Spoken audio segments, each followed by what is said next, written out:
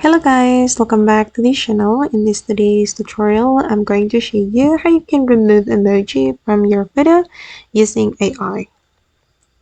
Okay, let's get into it guys. First of all, you need to go to your browser and then you have to search for this website, cleanup.pictures. And after you have found this website, you can visit this website.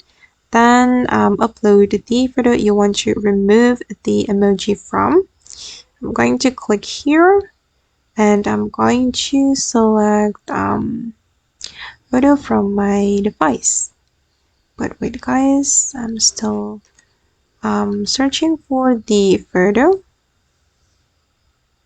Okay, this one. For example, I'm going to remove emoji from this photo and we can click on continue with SD.